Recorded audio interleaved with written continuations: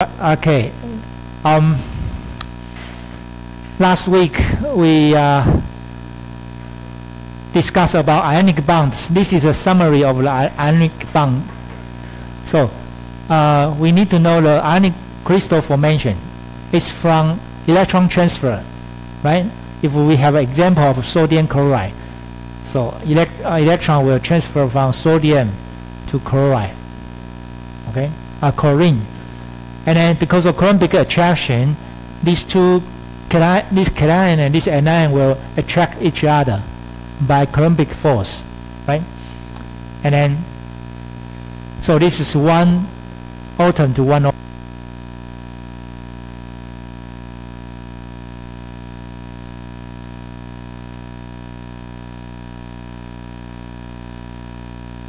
Okay, and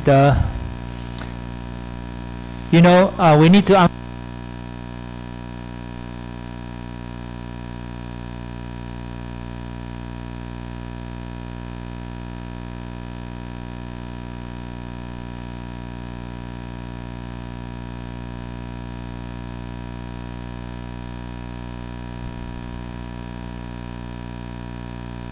we need to know the interaction of two atoms in terms of energy and the force, right? And this is an example of cation and anion. So you can have net energy equal to attraction energy plus repulsion energy. And this is the form. This is attraction. This is repulsion. N is Bohr constant, right? And then after that we learn a constant called Madelung constant, because the crystal has different forms. It depends on the size of the ionic ions, right? So this is called geometric factor. So this is Madelung constant. And after that we learn Bohr-Haber cycle, right? This is Bohr-Haber cycle, right? And then in terms of the energy of this crystal, so we have lattice energies of the ionic bonding and ionic radii. So this is the energy. So if the atoms reach to equilibrium spacing, and this is the energy to represent this crystal, okay? So M is Madelung constant, N is Avogadro number, and this one is charge, positive charge, and this is negative charge, okay? And of course this is the Bohr constant. So this is the energy to represent this system of the crystal. And then after that we learn the properties of the ionic crystals. Right, so last week we finished the introduction of the ionic bonding, and we moved to covalent bonding.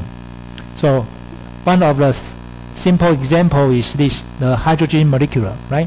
So hydrogen molecules reach to helium atom electron configuration, but this is not the way of the ionic bond, because covalent bond, they share the electrons instead of transfer the electron, right? Okay, and then we learn how to draw the Lewis structure by using AVEE, right? AVE, average valence energy, average valence electron energy, right? So, and last week we stopped here because I think this is one of very important topic to know. So this is the case to let you know that how to understand the bondings of the methane. You know, methane is CH4, and CH4 is one atom of carbon and four atoms of hydrogen. So you already know this when you learn this when you are in high school. So the carbon will be in the center, and the hydrogen will surround the carbon. So if we want to know that how they share these electrons, and because AVE, the carbon is less, the AVE of the carbon is less than the AVE of the hydrogen. So carbon should be in the center, that's for sure. Okay? So if we draw the box notation of the electron configuration of carbon, that's 1s2, 2s2, and 2p2. So the box notation represents like this. Okay, so this is 1s2, 2s2, and you have 2p here, you have 2 electrons.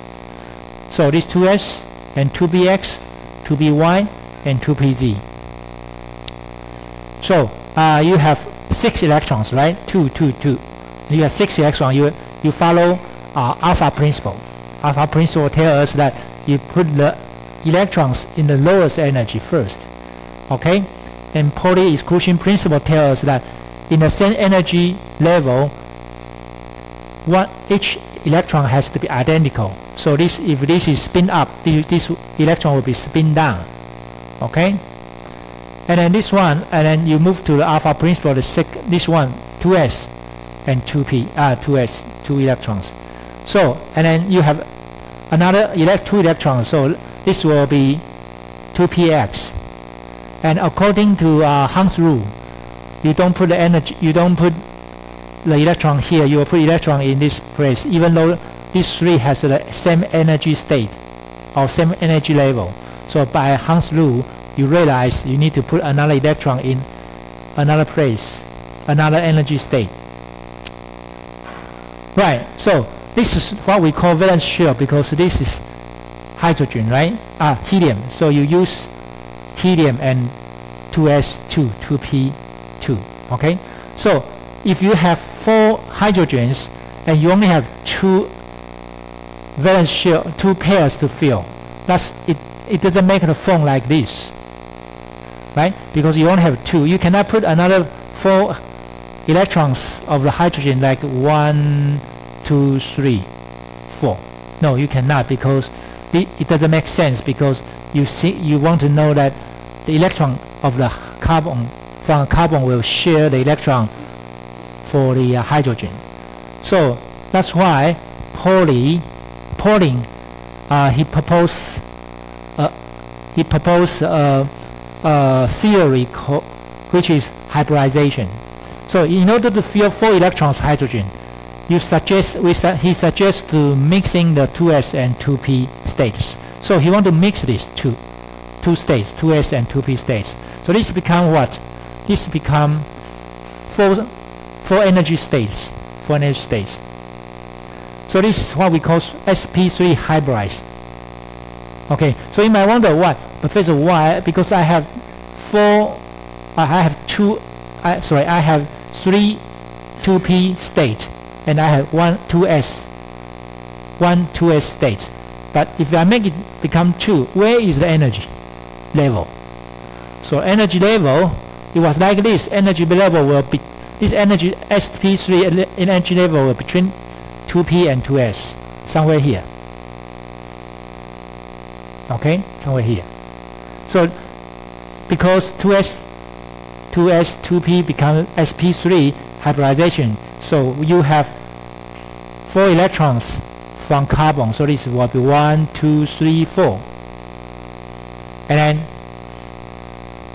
in order to maximize the numbers of the bonds, you need to maximize the number of bonds from 2 to 4, right?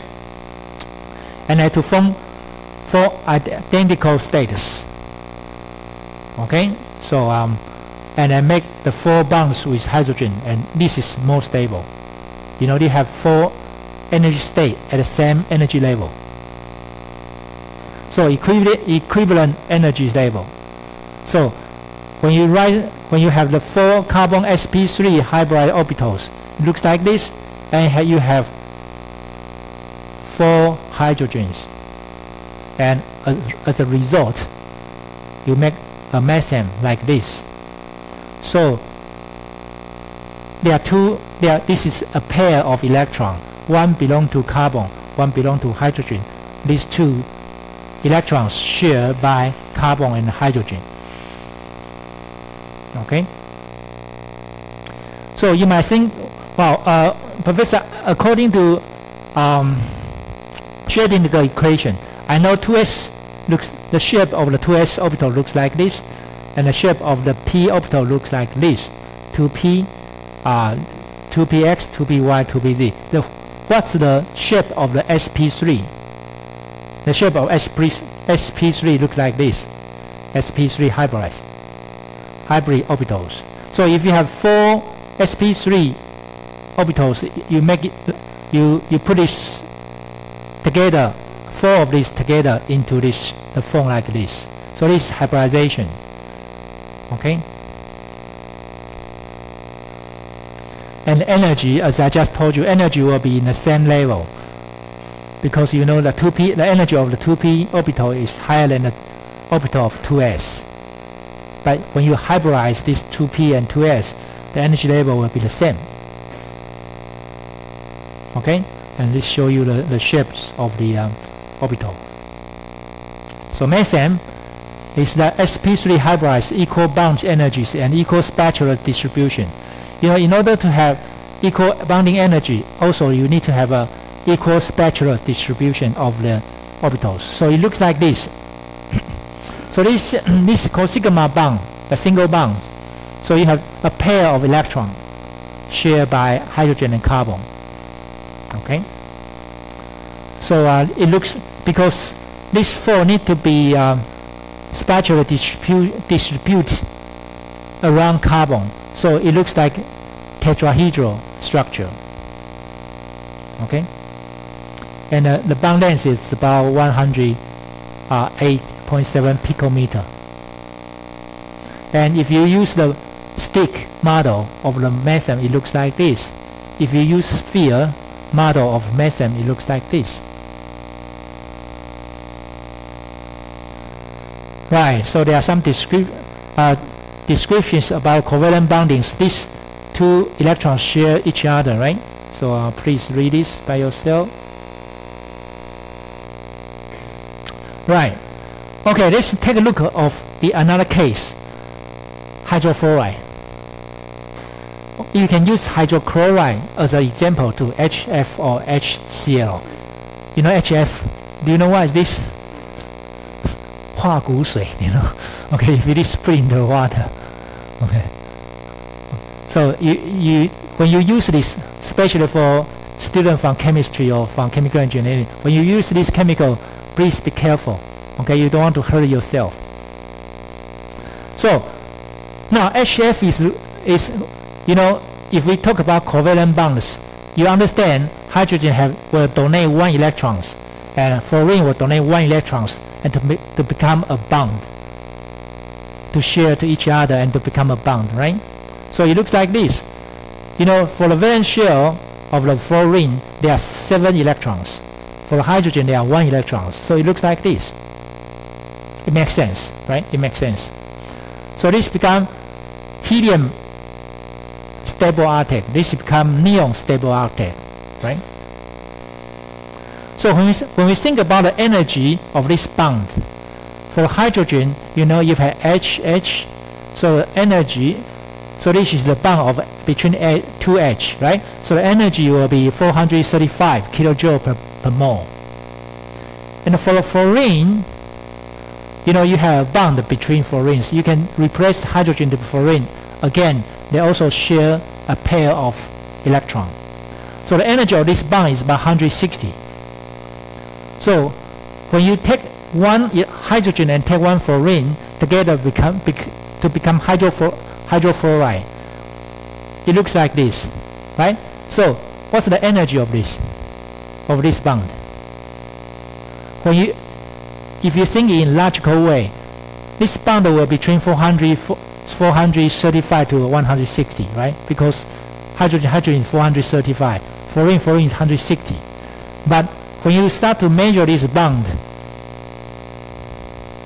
this is much higher than the 435. So the bonding energy is not between hydrogen molecular and fluorine molecular.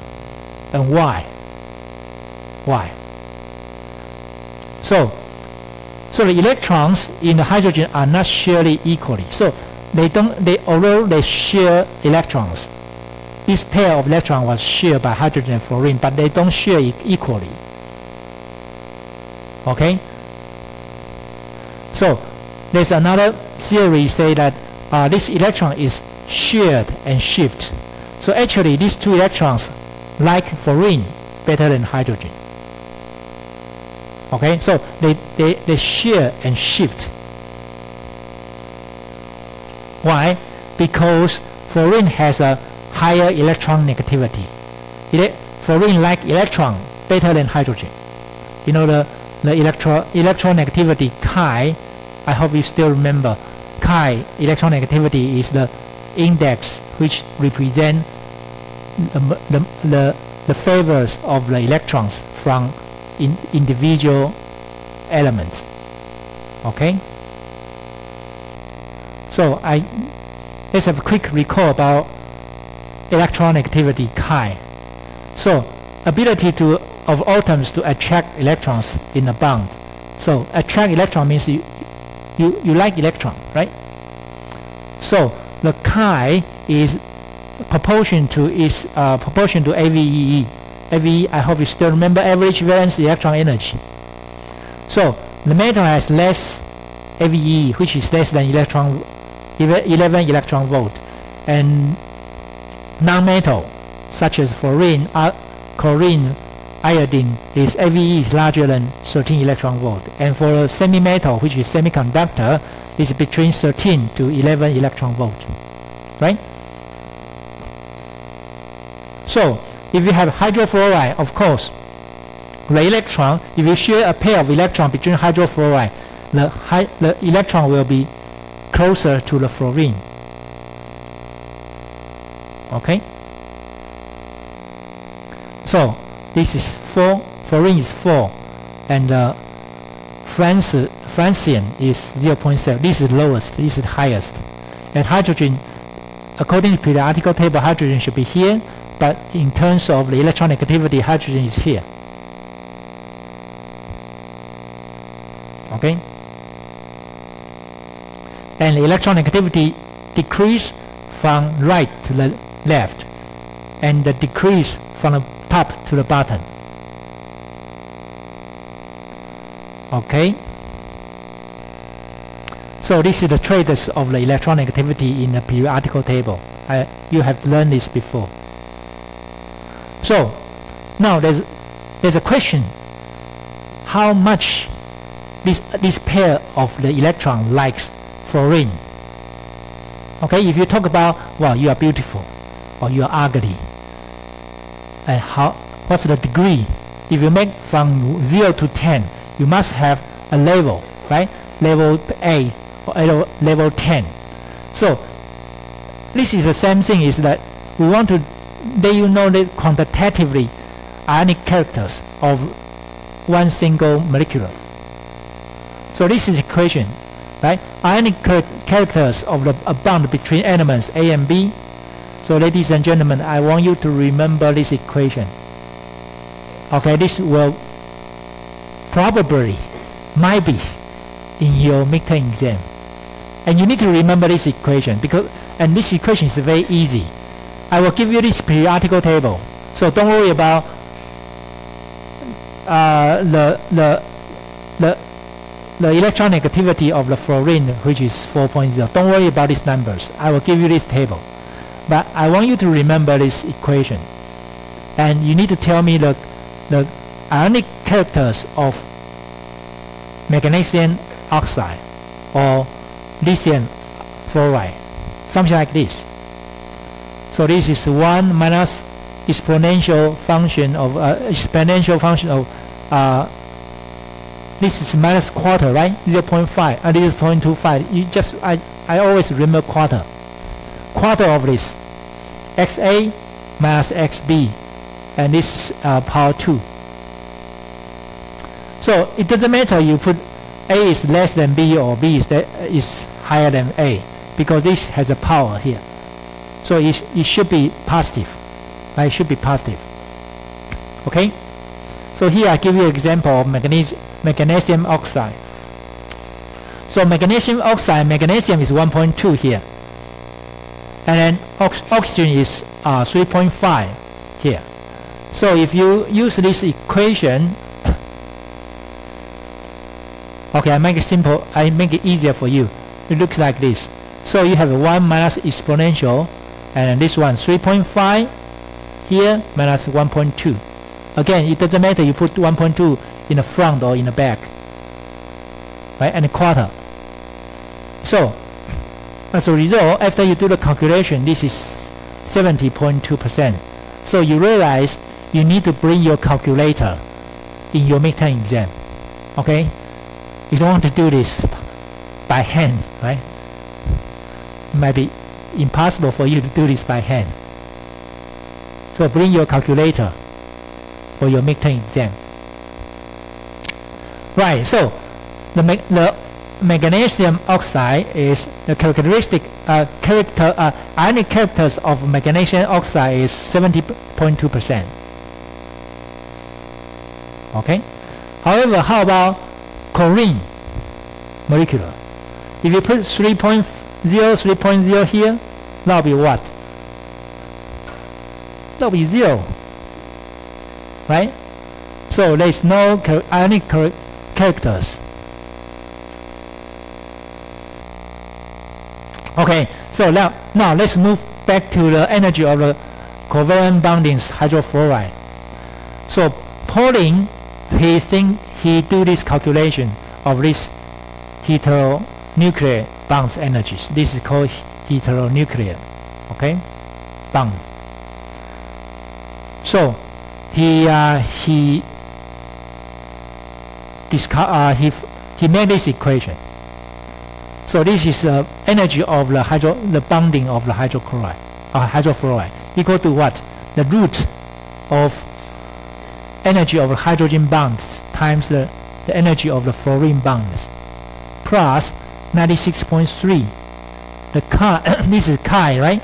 Electronegativity of the hydrogen minus electronegativity of fluorine and power 2. Again, this will be positive. I don't want you to remember this equation because this equation is an approximate calculation of the bonding. It's not exact. So this term is represent electron energy for electron sharing. This term represent the electron shifting. So this term represent the pure covalent bonds, energy of the pure covalent bonds. And this term represents the energy of the partial ionic character. So when you do the calculation of this energy of hydrofluoride, and then you got this number, which is 608 kilojoule per mole. But when you do the calculation, you got 569, which is not correct, which is not that close. But as I just told you, this is in 2 centuries ago. This is good enough. Okay, you have an idea. Say, wow, the energy is the energy of sharing electron plus the energy of the shifting electron. Okay, so as you can see, if you do the sharing, the energy indeed is between 435 to 160. 264, right? 264. So this electron sharing, but you need to plus the energy of electron shifting. That's why the energy of the hydrofluoride is higher than the energy of the hydrogen molecular and the fluorine molecular.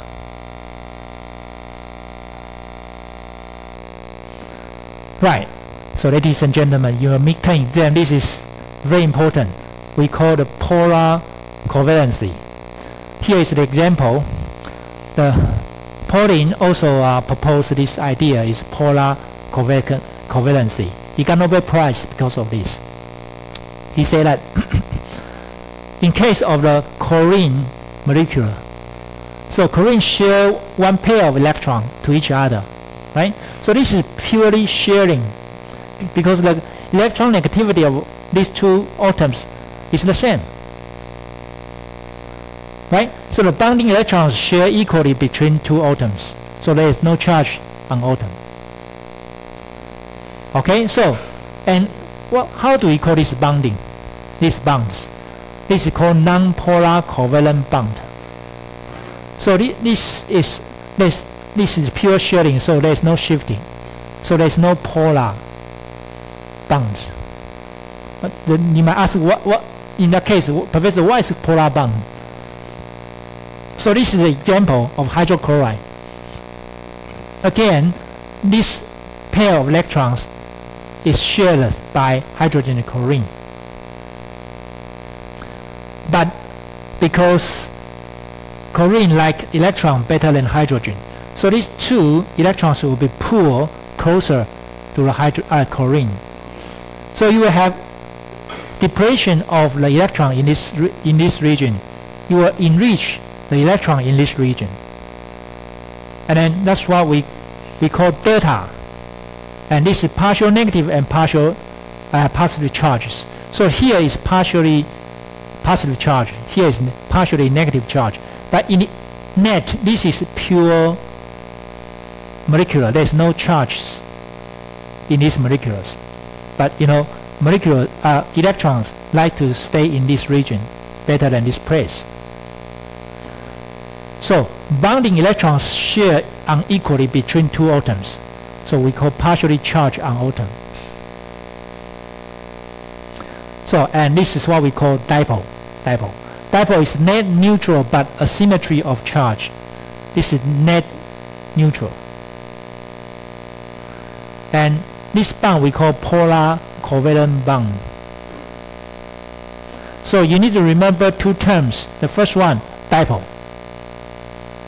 Okay, this is the dipole. And this bond is polar covalent bond.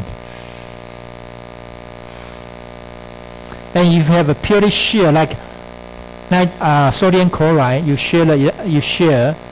transfer the electrons. So complete transfer of the one or more valence electrons, field charges on resulting ions. So this is called ionic bonds. So there are three terms here: non-polar covalent bond, polar covalent bond, ionic bond, shear and shift, transfer.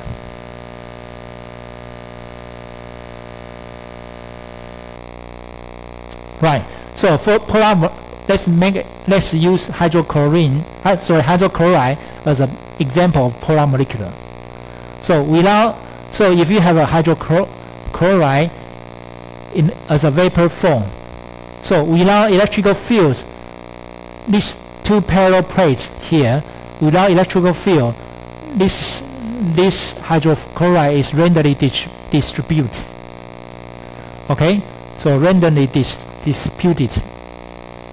And if you apply electrical field, it doesn't matter it's negative and positive or negative positive. If you apply an electrical field here, this molecule will be aligned. Okay, so the depression of the electron in this region will closer to this region because this is negative charge, this is positive charge. This is positive, delta is positive. This dipole goes this way. Okay, so this is aligned. Right, another term is called non-polar molecular. In your midterm exam, I will give you 10 molecules. For example, I will give you 10 molecules, and I ask you, please address which bonds are polar bonds. Okay, polar bonding. Which are non-polar molecular, which are polar molecules. So you need to address this for me, and you got points. Okay, so here I just want to give you an example. This is a non-polar molecular. As you know, 4 hydrogen distribute around carbon spectrally, right? So I just show you that in terms of the bonding of the carbon and hydrogen, because the electronegativity of these two elements is different. This 2.5, right? This 2.0. So the electron will be pulled to closer to the carbon. So you have partially negative charge, positive charge here, dipole here, and you have dipole here. So the direction of dipole we use this sign to represent the dipole from the right to the left.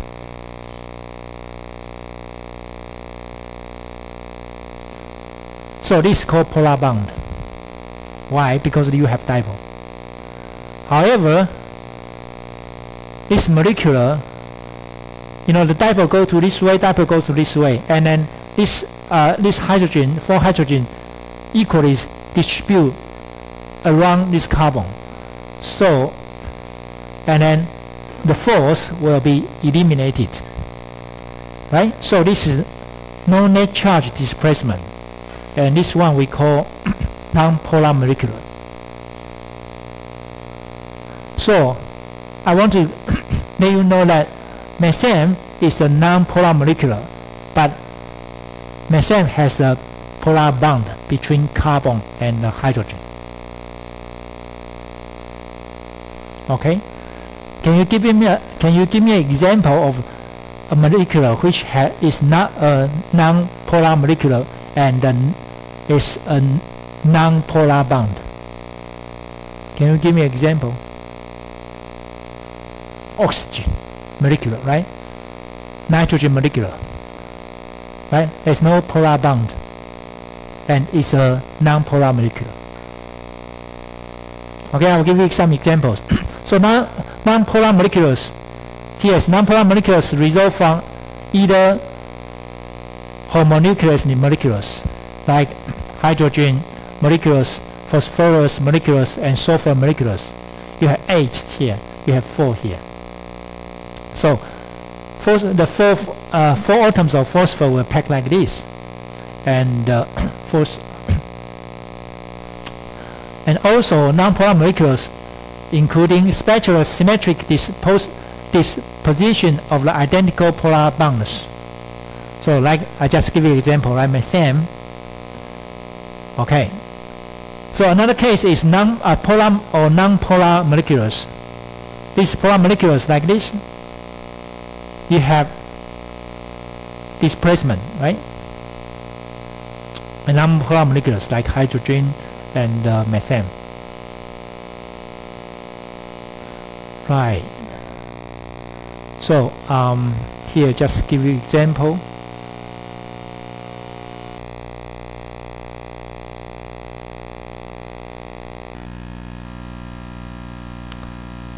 Okay, so there are some of the information about the ionic and covalent bonds. I think please read this by yourself. And these 2 gentlemen got Nobel Prize. Oh no, Pauling got Nobel Prize, but Lewis was nominated 41 times but never got Nobel Prize, unfortunately. He's a great gentleman. Okay, this is the summary of the covalent bond. I think I will talk about this on Friday. So next topic is about molecular orbitals and energy level. So we know that the energy level of the atom, but now we want to put the 2 atoms together to become a molecular, and what we want to understand the energy level diagram and what's the shape of the molecular orbitals. Okay, so before that, again, let's refresh ourselves. Let's play Kahoot now.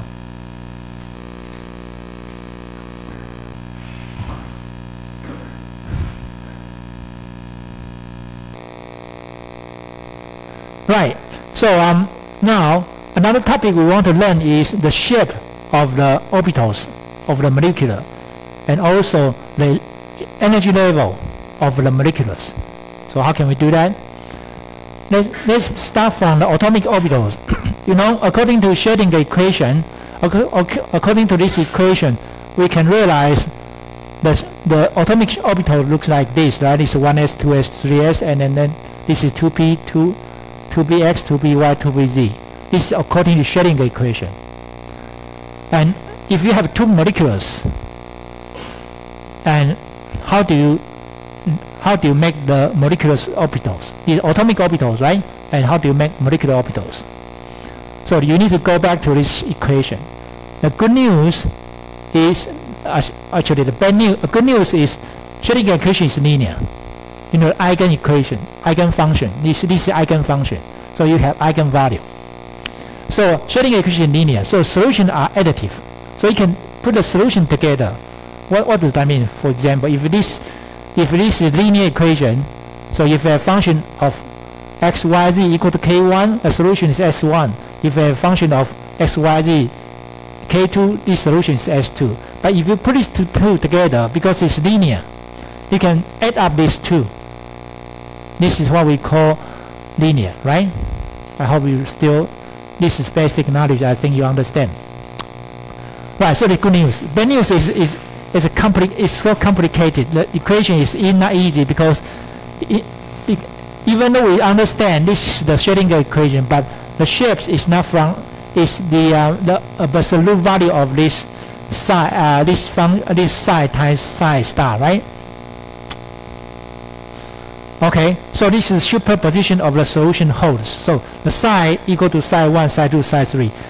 Psi 1 can be molecular A, psi 2 can be molecular B, psi 3 can be molecular C, something like this. So you can imagine the atomic orbitals become molecular orbital. That will be, you put these two equations together and you add up this equation, or you add up these shapes. So this is what we call, how do you do the model of the molecular orbitals?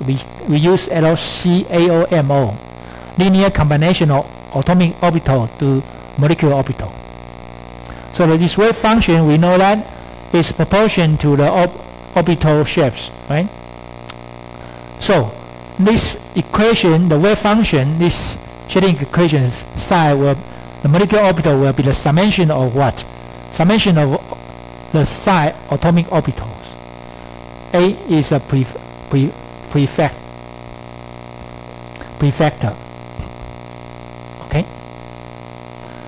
So the technique to construct the molecular orbital is called what?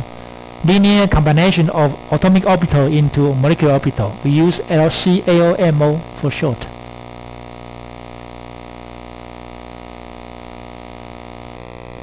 Right. So this is molecular orbital, right? And then if we talk about the energy follow two rules. The first one is the conservation of the energy states. If you have 4 energy states and you do the combination, in the end, like molecular A has 1 energy state. Molecular B, atomic A has 1 energy state. Atom B has 3 energy states. If you do the combination of A and B atoms, then that will be 4 energy states for this molecule. So this is what we call conservation of energy state. And of course, when you fill up the electrons, you need to follow alpha principles. There are 4 rules, right? I hope you still remember 4 rules. So now let's start from a very simple case, which is SS mixing. The SS is this one, 1s1, 1s2, right? If you have 2 orbitals and the mixing, the s orbital and s orbital mixing, what it looks like. And we also think of the homonucleus diatomic molecules, which is lithium, 2 lithiums, 2 hydrogens, 2 bariums, something like this.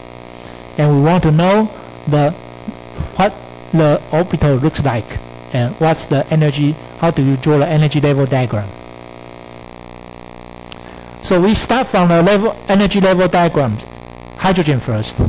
So this is the atomic orbitals, right? And you have 1 electrons, which is 1s. And if these 2 atoms are very far away, the shape is spherical, right? And so large separation, these 2 are large separation, there is no interaction. When they get closer and closer, they start to have interactions. So the shapes of the orbital changes. And when the atomic orbitals start to interact, and then when they form a bond, so these 2 atoms smear together, the shape looks like this. And because it's a linear, these are linear equations, so they can add up together. So formation of the shear molecular orbitals So it looks like this. And as you know that these two electrons share to each other. So this is the shape of the molecular orbital of the hydrogen. Okay, how about the diagram, energy diagram? As you know, for a single hydrogen, this is 0, energy 0 here. This is energy what? So 13.6, right? 13.6 electron volt. So if you have one electron here, this will be 13 minus 13.6 electron volt. So you have another electron, which is hydrogen molecule, hydrogen atom. Again, this is, you have same energy level because this is hydrogen. So two atoms are far apart. They are far apart, so the energy level doesn't change. So when they get together, and this is 1s, AO stands for atomic orbitals. This is atomic orbital. So one electrons. Let's assume the quantum number is 100 half, 0.5 here. Okay, and then you have one electron here. Let's assume the quantum number is 100 0.5 half here. Okay, so once they get closer, they are very far away. It looks like this. But when you form the hydrogen molecules, and then this energy state should be, we need to follow two principles. One is conservation of energy state, right? So this energy state, one energy state here, one energy state here, you need to have two energy states. You want to draw two energy states like this? That's equally? No. So, and Pauli equation principle. So you draw the energy state like this, one higher, one lower. Lower means what? More stable, right? Higher means that what? Not stable compared to atoms. Okay, so, and once you understand the energy level diagram here, and you want to draw, you want to put the electrons into this energy level, right? And you need to follow what? You need to follow alpha principle. So first electron will be here, second electron will be here, but that will be opposite, right? The quantum number should be spin up, one spin down, clockwise or anti-clockwise. Okay? So I want to ask you, is hydrogen molecule stable, is more stable than hydrogen atom, or vice versa? Hydrogen is more stable, right? Hydrogen molecule is more stable than hydrogen atom, right? Because energy level is lower, right? So it's more stable. So this is what we call bonding molecular orbital, and this is what we call anti-bonding molecular orbital. So anti means what? Doesn't like, right? This doesn't like to be bound. So anti-bonding molecular orbital. Bonding molecular orbital, anti-bonding molecular orbital. So by forming hydrogen molecule, the energy of the system is decreased, which is favored reaction, right? Is favored the reaction. So that's why this releases the energy, which is minus 435 kilojoule per mole. If you want to form this, okay.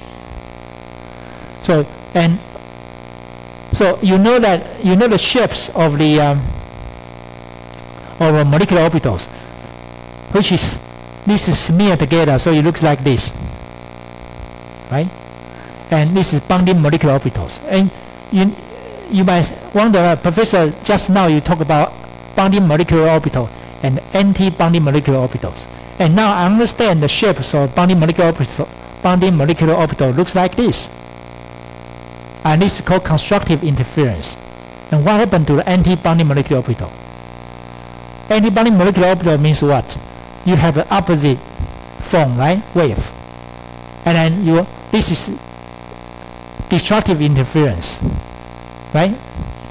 Destructive interference. So the anti-bonding molecular orbital, the shapes of the anti-bonding molecular orbital looks like this, right? This is like this. This is like this.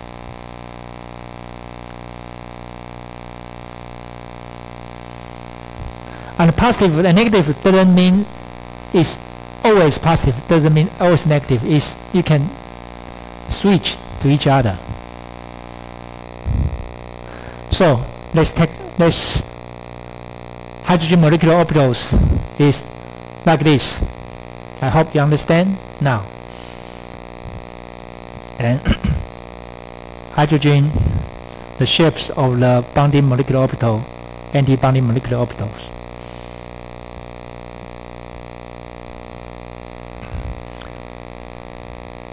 Okay. So I want to ask you, if you have hydrogen molecules plus, what does that mean? You lose one electron. It is stable compared to the hydrogen atom. Yes or no? Yes, right? Because the energy level is lower, even though you only have one electrons. Right? Right.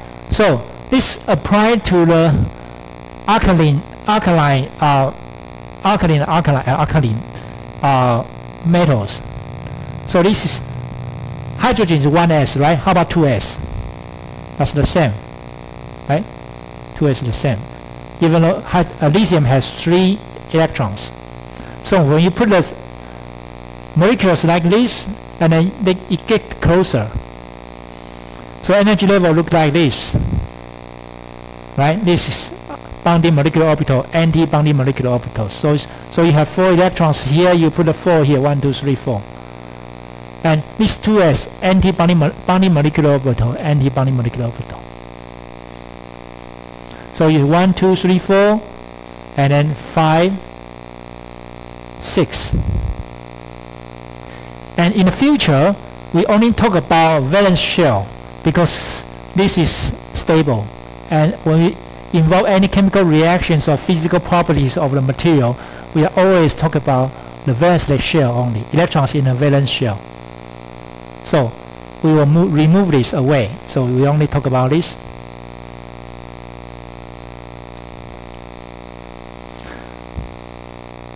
Right. So according to this one, lithium molecules, will lithium molecule be more stable than lithium atom? Yes or no? Yes, right? Because energy level is lower. So this is favored. So by combining lithium, 2 lithiums, the energy of the combined systems is lower than the energy of the atomic system. So energy lithium molecule is more stable than lithium atom. You might say, wow, Professor, why? I never see a lithium molecule. Because lithium metal is more stable than lithium molecule, right? That's the reason. And because the Madelung constant is not exactly the same, but if you think of the Madelung constant, you can think of the energy, which energy is lower, and that represents more stable structure. So lithium molecule is stable. So lithium exists as a solid containing many lithium atoms binding together at the room temperature and pressure. That's why it's compared to lithium molecules, this is better. This is more stable. Right. So this apply alkaline metals. This all apply 2, 3, 4, 5. It all looks like this. Okay, 1s or S1. How about S2? It's S1 to S1. So this is favored. And let's move further. Okay, sorry. And another one is bond order.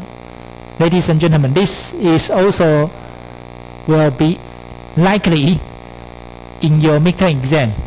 So this is called bond order. What is bond order? The definition of bond order is that the numbers of the bonding electron divided by the number of the anti-bonding anti-bonding electrons, and then divided by 2. So let's make this lithium molecules as an example. So bond order is what? You have number of the bonding electrons. Number of bonding electrons 1, 2, 3, 4, right? 4. And minus 2, the numbers of the anti-bonding electrons. you have anti-bonding molecule, you have anti-bonding which is 1, 2. So 4 minus 2 divided by 2, that will be what? That will be 1. So bond order is 1. So you have only one single bond between two lithium atoms. Okay. However, I hope you still remember, regardless of these inner shells, electrons in the inner shells.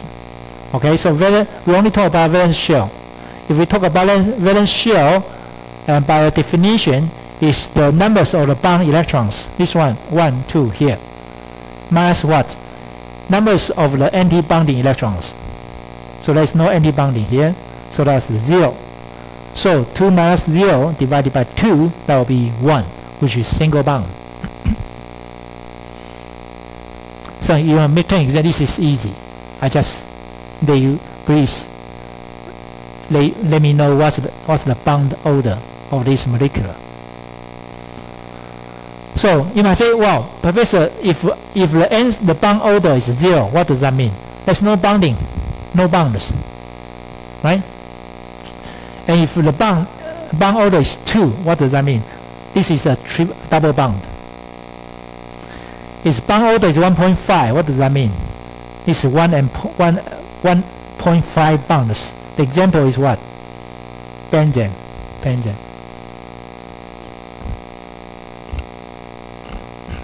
Okay. So if you have 1 bond, 2 bonds, 3 bonds, what does that mean? What does it mean? Anything? The large bond order indicate a greater bond strength. For example, if this molecule has 3 bonds, that means this bonding is strong, right? If you have 3 bonds compared to 2 bonds compared to 1 bond. Okay. Right. So now let's move to S2. The first example is helium. Helium is S2, right? S1, S1, S2, S2. So S1, so you have S2, and again, the energy level, energy states will be split. One is lower, one is higher, but you have 4 electrons. So is helium molecule stable? Have you heard any helium molecules? No, you don't. So this is bonding molecular orbital, right? So it is full. So is helium molecular stable? No, it's not, because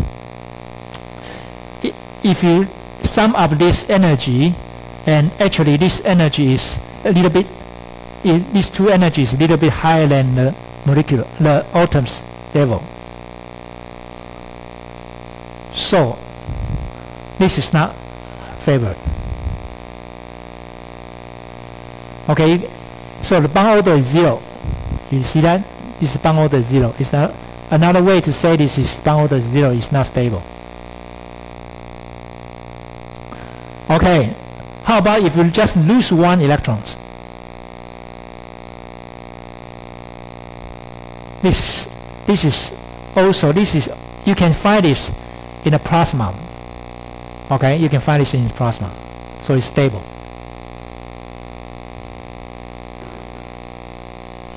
So you have some bonds. Do you know what is plasma? 电浆. It's a very in semiconductor industry they use plasma a lot, but I don't think I have time to talk about this. If you are interested in that, you go to graduate school. Let's have a talk about the plasma. Right. So how about 2s? Just now we talked about 1s2, right? How about 2s2, barium? Again, the bond order is 0, right? So barium is not more stable than the 2 separate barium. But again, it's good to form as a metal, as a crystal. Okay, so barium doesn't exist. Very weak bonds. The bond energy is about 10 kilojoule per mole. It's very weak, so it's very easy to take it apart. You know, this level is at room temperature is the room temperature, the energy of the thermal energy is higher than this. So beryllium metal is stable because it's metallic bonds. We are going to talk about metallic bonds after midterm exam. Right. So we already talked about S1 and S2. How about S and P? S and P. So this is an example of hydrofluoride energy level diagram, S and P. So this is example 1s and P is 2p. You have 9 electrons and hydrogen has 1 electron. So assume the 1s is here, energy level, and then fluorine orbital looks like this. There you have 7 electrons. 1, 2, 3, 4, 5. 1, 2, 7, right? 5 and 3. So you have 7. And of course, this energy will be lower than hydrogen because of proton number, and this is smaller. Right. So how are you going to draw the energy level diagram? You see that this is full, right? So the energy won't change. These two energy won't change because it's full. So only this one and this one has interaction. And then you understand, if we have interaction, the energy level diagram, one should be lower than these two, one should be higher than these two. So when you draw the figures, it looks like this. So this one stay in the same energy level, these two stay at the same energy level, and this one and this one has interaction. The energy state, the level of this energy state must be lower than these two, and this energy state, energy level need to be higher than these two states. So it looks like this. Can you draw this picture for me in your midterm exam? Yes, you can, right? Easy.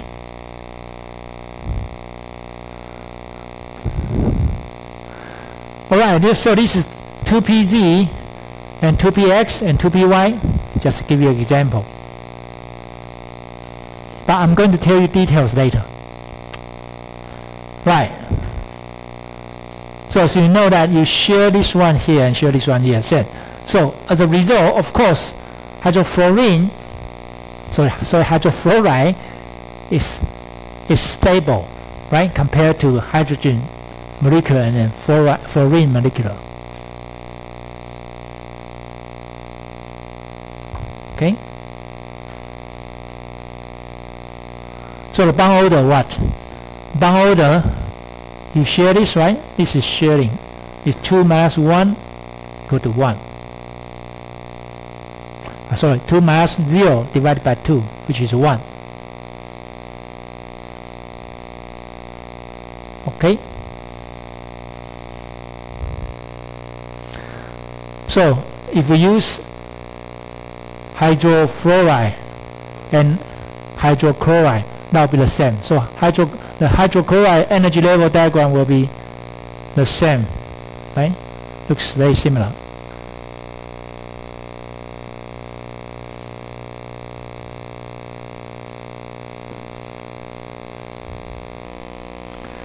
Right, so for the single bond, for the S to S, S to P, S to S looks like this, S to P looks like this. There are two types, SS, right, SP.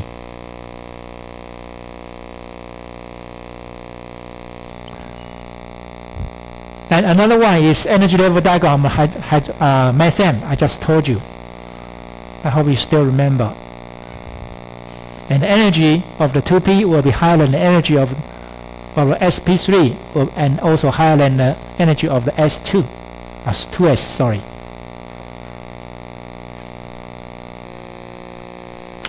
Right. And now we are going to, after we finish the single bonds, and we are going to talk about multiple bonds, 2 bonds, 3 bonds. which is PP mixing. You know, we just learned SS, SP, and now we are going to talk about PP. Again, molecular orbitals, the shape of a molecular orbital, and also the energy level diagrams. Right, start with the simple case, which is nitrogen molecular. So nitrogen molecules, you have 7 electrons, right? So when you draw the box notation for the electron configuration, you will have something like this. Okay, so you have 1, 2, 3, 4, 5, 6, 7.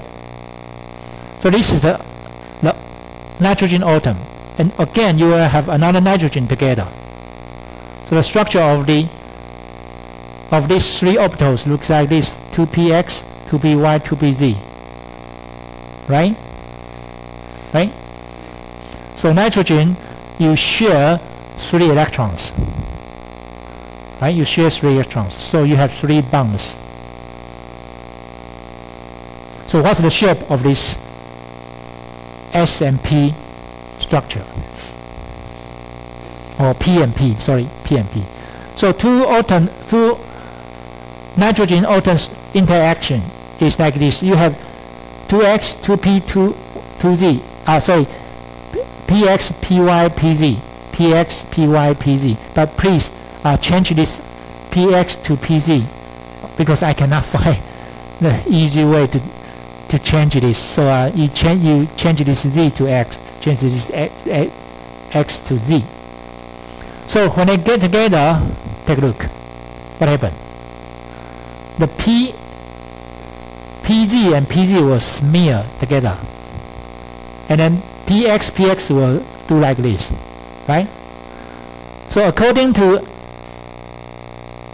atomic orbital, linear combination of atomic orbital to molecular orbital, LCAOMO, this has a linear combination. So when you have 2pz is this one. So 2pz, z in this direction, z point to 0 electron density. This is node, we call node, right? The point of the 0 electron density. There's no electron here. Okay, this is nucleus here. And plus this one. So you will have smeared together. It looks like, you know, a candy with wrapped with a paper, plastic paper, right? So this looks like candy. This is bonding molecular orbital, which is positive to positive, which is constructive interference. And how about destructive interference? This will be negative positive. So you will have different shape, right? This bonding molecular orbital looks like this. And when you draw the picture, this smear together, this is bonding molecular orbital. Okay, this is what we call single bond. The single bond is always, remember, always continuous electron density between nuclei, no nobs. So there's no, the electron is continuous between 2 nuclei. So this is what we call single bond. And double bond is different. Sorry, sigma bond, I'm sorry. Sigma bond. The pi bond will be different. Okay? This nuclei, between nuclei, the electron is continuous. The electron density is continuous. Okay? So how about Y and Y? Y and Y is this laterally smear. So this is called smear laterally. Laterally smear. Anyway. So the shapes of this orbital will be looks like, this is called lobe. And of course this is called node, right? This is called lobe. This is called node. So node is point of 0 electron density. And when you do the combination, this is bonding molecular orbital. It looks like this. Not exactly, but you think of Boabway, you know, that kind of stuff. Okay, this is called pi bond. The definition of pi bond is side-to-side overlap of the unhybridized p orbitals. And the lobe, this is lobe, and the nodal plane, this nodal plane, contain both nuclei. So this electron is not continuous between the node, the nucleus. So this is called pi bond. The same case as the px. Okay, it's the same, just different. If you think of this picture three-dimensionally, you change it. You rotate one angle. You will find out this is px structure. Okay, again it's a pi bonds. So let me summarize. The pz, it looks like this, px looks like this, and the py looks like this. And this is sigma bond, pi bond, and pi bond. So for the nitrogen molecules, you have three bonds. 2 pi bonds, 1 sigma bond. And sigma bond is they put together axially, and this put laterally. Okay, and laterally.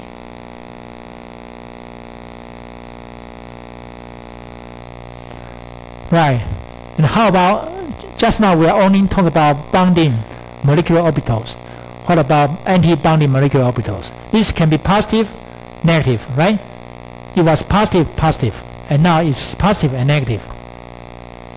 So this will be this will have a destructive interference. Okay, and bonding molecular orbitals look like this. This is anti-bonding molecular orbital. You don't need to remember the shape of this one. Just give you an example. So this smear axially, this smear laterally, right? Smear laterally, 侧向的 laterally. Okay, and this is bonding molecular orbital. This is anti-bonding molecular orbital.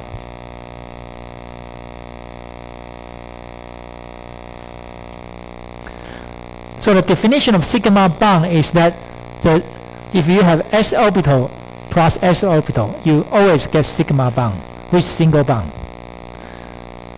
Okay, because what? Because between two nuclei, the electron density is continuous. Okay, example is hydrogen. And if you have s and p orbitals together, again you always have sigma bond. Why? Because it's s orbital and p orbital, and between these two nuclei, and electron density is continuous. So this is sigma bond. Example is hydrofluoride. Okay. Okay. In terms of the P and P smear axially, again you got sigma bond, which is this one and this one. Again, the electron density is continuous here. So I just give you an example, right? Nitrogen and P, if you smear laterally, you got what? You got pi bond, because if between nucleus, the electron density is not continuous.